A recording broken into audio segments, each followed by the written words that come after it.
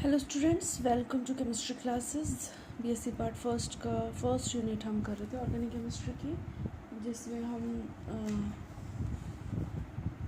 जो टॉपिक कर रहे थे last topic that is a carbocation. Carbocation हमारा हो गया था और इसका जो नेक्स्ट टॉपिक है that is a कार्बोएनाइन।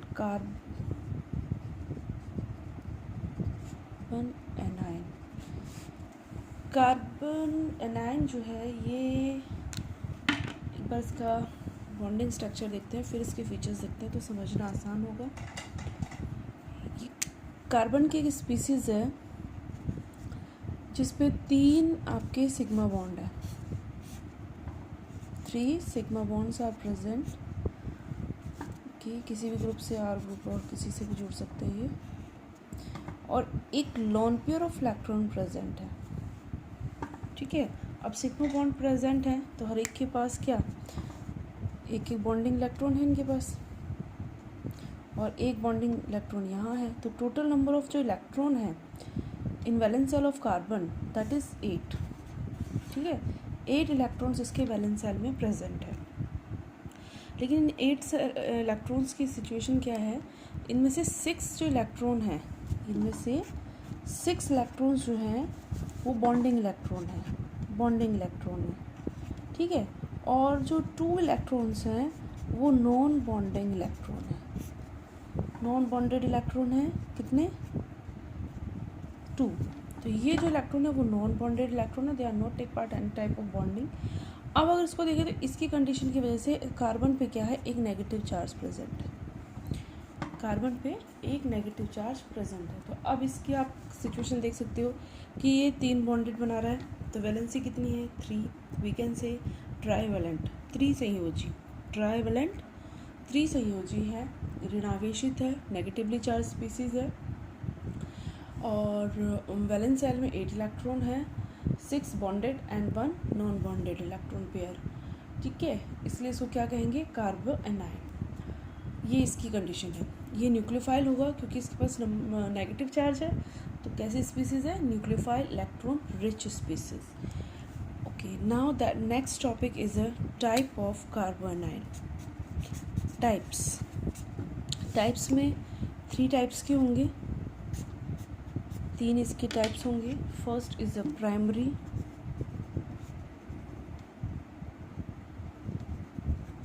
Second is a secondary, and the third one is a tertiary.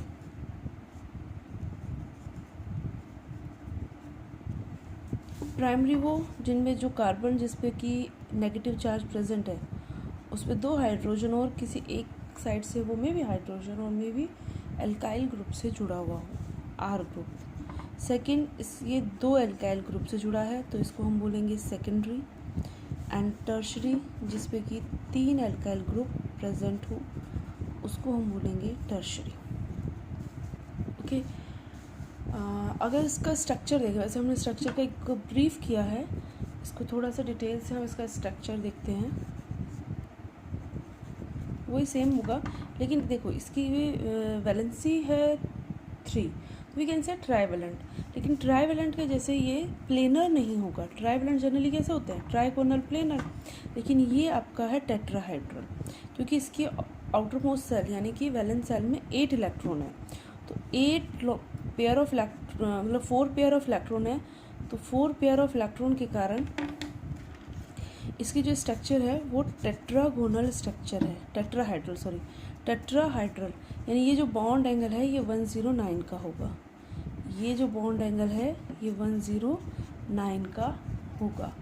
ये जो बॉन्ड हाइब्रिडाइजेशन जो इसमें होगा, मतलब हाइब्रिडाइजेशन बॉन्डिंग इलेक्ट्रॉन जो पेयर अनपेयर्ड हैं वो सारे कंबाइंड होके और एक हाइपोथेटिकली ऑर्बिट बनाते हैं जो डायरेक्शनल होते हैं, उनकी पर्टिकुलर ज्योमेट्री होती है। ये हाइब्रिडाइजेशन हम एक बार फिर से डिटेल में भी हमारे आगे आएगा तब इसको करेंगे। अभी यहाँ समझ लेते हैं इसकी हाइब्रिडाइजेशन जो है वो sp3 टाइप की है। sp3 टाइप की हाइब्रिडाइजेशन है, 109 डिग्री इसका बॉन्ड एंगल है, 3 इसके अंदर सिग्मा बॉन्ड हैं और 1 लॉन पेयर ऑफ इलेक्ट्रॉन है। ये इसका स्ट्रक्चर होगा। अगर इसका स्ट्रक्चर की बात करें तो ये तो बॉन्डिंग स्ट्रक्चर के अकॉर्डिंग होगी, लेकिन एग्जैक्ट में यहाँ तो सिर्फ लॉन पेयर है, कोई बॉन्ड नहीं है, तो इसका जो स्ट्रक्चर है वो आपको इस तरह से दिखाई देगा।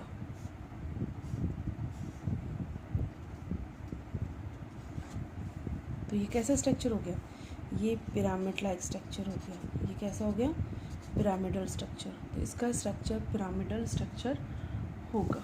क्लियर? ओके, नेक्स्ट अब इसकी टॉपिक की बात करें, that is a stability. That is a stability.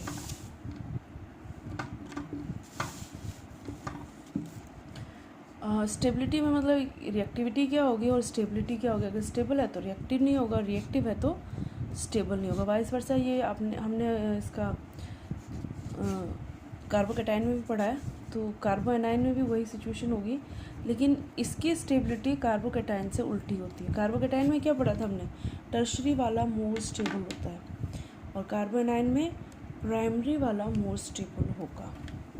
यानी कि CH3 ग्रुप सबसे ज़्यादा स्टेबल होगा आपका। उसके बाद यानी मैथिल का, इसको बोलेंगे मैथिल कार्बोनाइन। इसके बाद आपका आएगा CH3 से कोई एक ग्रुप जुड़ा हो, यानी कि प्राइमरी। उसके बाद CH3 से 2 ग्रुप जुड़ जाएं, यानी कि सेकेंडरी। और उसके बाद CH3 से 3 ग्रुप जुड़ जाए, यानी तीनों H इसके रिप्लेस हो जाए, तो इसको बोलेंगे टर्शरी। तो सबसे स्टेबल कौन सा होगा यहाँ पे, प्राइमरी। उसके बाद सबसे लेस स्टेबल टर्शरी। कार्बोकैटायन का अगर आपने समझ लिया तो आप सिर्फ उसका उल्टा कर दो, यहाँ पे सेम वही सिचुएशन होगी लेकिन रिवर्स में होगी, वाइस वर्सा होगी। रीज़न भी वही होंगे, रीजन्स भी आपके वही होंगे जो उसमें है, जो वहाँ पे तो इसको स्टेबिलिटी, टर्शरी वाले को स्टेबिलिटी प्रोवाइड करते हैं और यहाँ टर्शरी वाले को अनस्टेबिलिटी प्रोवाइड करते हैं। रीज़न वही है। The first is a induction effect.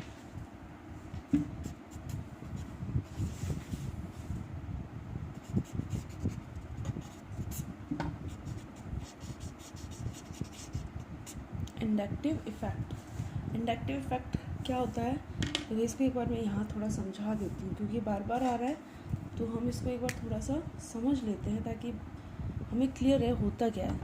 मान लो ये कोई ग्रुप है, ठीक है, इससे जुड़ा हुआ एक और ग्रुप है, ये इस लाइन में जुड़े हुए हैं। इनमें किसी एक पे आपने कोई वाइब्रेशन क्रिएट किया या कुछ इसको प्लस चार्ज दिया, तो ये प्लस चार्ज क्या होगा, इससे अगले में भी ट्रांसफ़र होगा और यहाँ से अगले में भी ट्रांसफ़र होगा। या आप इसको कोई माइनस चार्ज दे दो, तो ये माइनस चार्ज इसको आपने दिया है, ये क्या करेगा, अपने नेक्स्ट में ट्रांसफ़र करेगा। मतलब इंडक्शन इफेक्ट में सराउंडिंग में उस चार्ज को डिस्ट्रीब्यूट किया जाता है। किस तरह से, एक दूसरे की तरफ इंड्यूस करके, एक के बाद दूसरे की तरफ इंड्यूस करके। तो यहाँ पे क्या है, कार्बन है, कार्बन के ऊपर कोई ग्रुप होगा।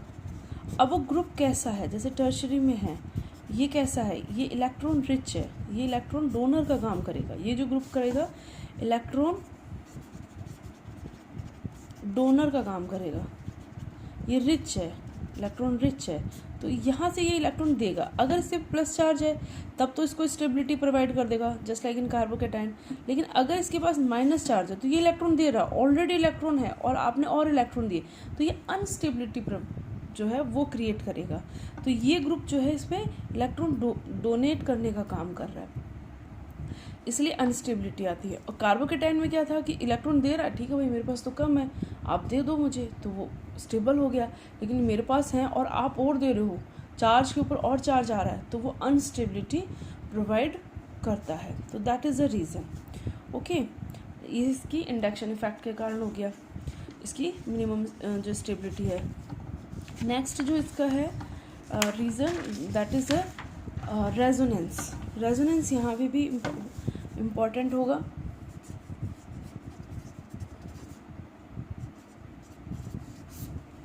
रेजोनेंस क्या होता है, एक से ज़्यादा स्ट्रक्चर पॉसिबल हो, बॉन्डिंग स्ट्रक्चर एक से ज़्यादा। जनरली डबल ग्रुप वाले कंपाउंड में ही बॉन्ड्स, इलेक्ट्रॉन जो है वो मूव करते हैं और उसकी वजह से बॉन्डिंग स्ट्रक्चर चेंज होता है। ये देखो, अब अगर ये 2 इलेक्ट्रॉन यहाँ शिफ्ट हो जाए और ये बॉन्डिंग इलेक्ट्रॉन यहाँ आ जाए, तो नेक्स्ट जो आपका स्ट्रक्चर बनेगा वो क्या बनेगा,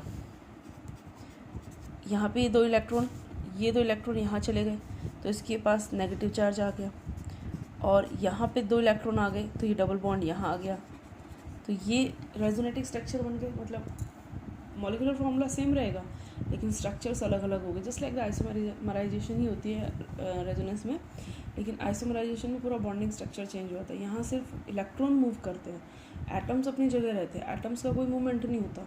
रेजोनेंस में इलेक्ट्रॉन का मूवमेंट होता है और उसकी वजह से स्ट्रक्चर बनता है। तो ये जो स्ट्रक्चर है ये आपके एलिल कार्बोनाइन के स्ट्रक्चर्स हैं। सेम ऐसे ही आपके बेंजाइल कार्बोनाइन के स्ट्रक्चर्स भी पॉसिबल हैं। ये आपका बेंजिल ग्रुप है, ठीक है। यहाँ इसके ऊपर आपने नेगेटिव चार्ज लगा दिया, अब ये नेगेटिव चार्ज यहाँ मूव करेगा और ये यहाँ इलेक्ट्रॉन्स मूव कर जाएंगे, तो स्ट्रक्चर क्या बन जाएगा, यहाँ CH2 है, इलेक्ट्रॉन आपने यहाँ मूव की डबल बॉन्ड, ये इलेक्ट्रॉन आपने यहाँ मूव किए नेगेटिव चार्ज, बाकी एज इट इज़ है। अब ये इलेक्ट्रॉन आप यहाँ मूव कर दो और ये यहाँ पे, तो स्ट्रक्चर क्या बनेगा नेक्स्ट, ये डबल बॉन्ड यहाँ एज इट इज़ रहेगा, ठीक है। यहाँ पे आपने इलेक्ट्रॉन मूव किया तो ये डबल बॉन्ड यहाँ आ गया, यहाँ पे है ये नेगेटिव चार्ज यहाँ आ गया। नेक्स्ट में क्या होगा, ये इलेक्ट्रॉन यहाँ मूव कर जाएंगे और ये डबल बॉन्ड यहाँ आ जाएगा, तो स्ट्रक्चर क्या बन जाएगा अगला,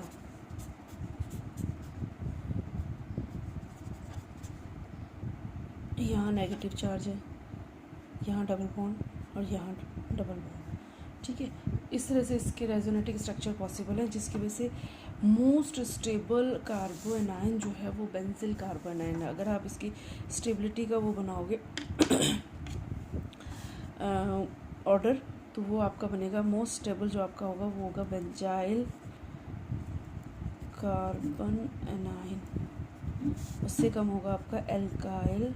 ये पूछा जाता है, ये वाले इस यहाँ पे क्वेश्चन बन जाता है कंपटीशन एग्ज़ाम में भी और ग्रेजुएशन के बेसिस पे भी, कि इनमें से स्टेबल कौन सा होगा, ऑर्डर कौन सा करेक्ट है, इस हिसाब से ये समझना ज़रूरी है। ये आपके हैं एल्काइल ग्रुप, तो ये एल्काइल हो गए, ये आपका हो गया एल्काइल, एलिल और बेंजाइल। तो इन तीनों ग्रुप में कंपैरिजन आपसे पूछा जाता है। ये कार्बोकैटायन में पूछा जा सकता है और कार्बोकैटायन में भी आपका बेंजाइल ग्रुप सबसे स्टेबल होगा और कार्बोएनाइन में भी बेंजाइल ग्रुप सबसे ज़्यादा स्टेबल होगा। क्लियर है? चलो नेक्स्ट जो आपका है that is a method of formation. Method of formation,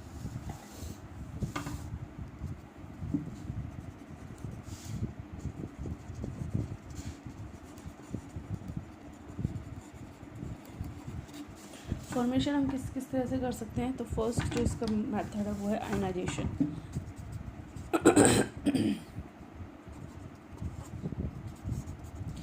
हमने आयनाइजेशन मेथड कार्बोकैटायन की कंपैरिजन करके पढ़ोगे तो याद करना आसान होगा और एग्जाम में आंसर भी लिख पाओ, कंफ्यूज नहीं होगा कि ये कार्बोकैटायन का था कार्बन। इसलिए इनको दोनों को एक साथ कंपैरिजन करके ही पढ़ना कि इसमें बॉन्डिंग इलेक्ट्रॉन कितने हैं, कार्बोकैटायन में 6 हैं, यहाँ 8 है। तो इस तरह की एक ही चीज़ का ना आप कंपैरिजन करना। तो यहाँ पे जो आयनाइजेशन जो है RH ग्रुप है, ये किसी इलेक्ट्रॉन एक्सेप्टर से जुड़ा होना चाहिए, मतलब यहाँ आपका कोई ग्रुप होना चाहिए। अभी Z क्या है, Z ये आपका हो सकता है नाइट्रो ग्रुप हो सकता है। ये इलेक्ट्रॉन एक्सेप्टर है, ये इलेक्ट्रॉन को अपनी तरफ अट्रैक्ट करने वाले ग्रुप हैं। इनमें से अगर कोई ग्रुप जुड़ा हुआ है तो ये इलेक्ट्रॉन जो है अपनी तरफ अट्रैक्ट करेगा, ये इलेक्ट्रॉन इसकी तरफ अट्रैक्ट होंगे और H जो है वो एज ए प्रोटॉन बाहर निकल जाएगा और आपका जो ग्रुप है ये ऐसे बनेगा, ठीक है। तो यहाँ पॉसिबल है H एज ए प्रोटॉन बाहर निकल जाएगा। अगर ये डोनर होगा तो ये कार्बोकैटायन बनेगा। अगर कोई ग्रुप नहीं है, सिंपल एल्केल है, एल्केन्स है, सिंपल एल्केन है, तो भी ये कार्बोकैटायन बनेगा। लेकिन अगर यहाँ पे कोई इलेक्ट्रॉन एक्सेप्टर ग्रुप लगा है तो ये कार्बोएनाइन बनाने के चांसेस रहेंगे। नेक्स्ट है, अगर आपके पास डबल बॉन्डेड है और उस पर आप कोई एडिशन करा दो जैसे कि न्यूक्लियोफिलिक एडिशन रिएक्शन। मतलब आपके पास चार्ज स्पीसीज ने एक ऑलरेडी प्रेजेंट है, न्यूक्लियोफाइल है, और उसका एडिशन करवा दो आप एक डबल बॉन्डेड या अनसैचुरेटेड एल्केन से। आपने एक अनसैचुरेटेड एल्केन लेनी है, उस पर आप किसी ग्रुप का एडिशन करा दो जिसके ऊपर ऑलरेडी एक नेगेटिव चार्ज प्रेजेंट हो, तो ये आपका बन जाएगा, इसका बॉन्ड ओपन होगा, ठीक है, इस पे एक्स आपका जुड़ जाएगा और नेगेटिव चार्ज इस ग्रुप पे आ जाएगा दूसरे कार्बन पे। तो इस तरह से भी पॉसिबल है। इसके अलावा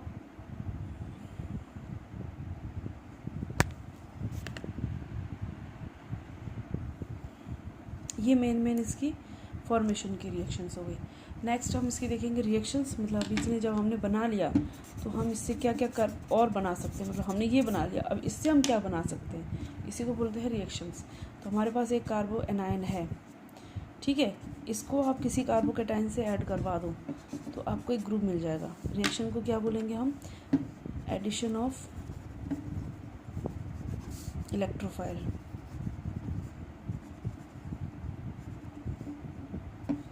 ठीक है, कोई भी इलेक्ट्रोफाइल है, इलेक्ट्रोफिलिक कंपाउंड है, उसका आप एडिशन करवा दो, पॉसिबल है।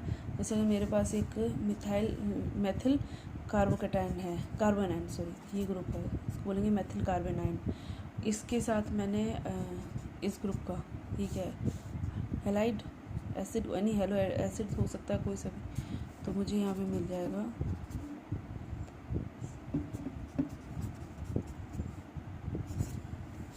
इस तरह से एडिशन हो सकता है।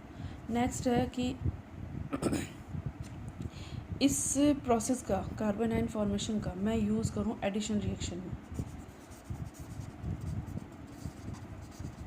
किसी एडिशन रिएक्शन में मैं इसका यूज़ करूँ। जैसे मेरे पास क्या है, ये क्या बोलोगे आप, इसको नाम बताओगे कोई, क्या है ये, इथेनॉल, क्या है, इथेनॉल एल्डिहाइड ग्रुप है ये, ठीक है। इसको मैं बेस में मीडियम रखा बेस, और इसका मैंने बनाया एनायन सबसे पहले एडिशन रिएक्शन से। ये वाली न्यूक्लियोफिलिक एडिशन रिएक्शन मैंने ऊपर पढ़ा ही ना, इस रिएक्शन को मैंने यहाँ यूज़ किया और मैंने बना लिया CH,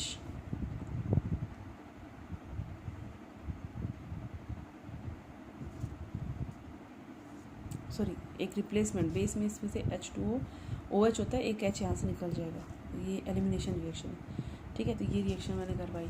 अब मैंने एनायन बना लिया, इस कार्बन आयन का मैंने एक डबल बॉन्डेड, यानी कि इसी, अरे ये वो है एल्डोल कंडेंसेशन रिएक्शन है, रिएक्शन का नाम है एल्डोल कंडेंसेशन, इम्पॉर्टेंट रिएक्शन है, एल्डिहाइड कीटोन में आएगी, नेम रिएक्शन है, नाम से ही पूछी जाती है।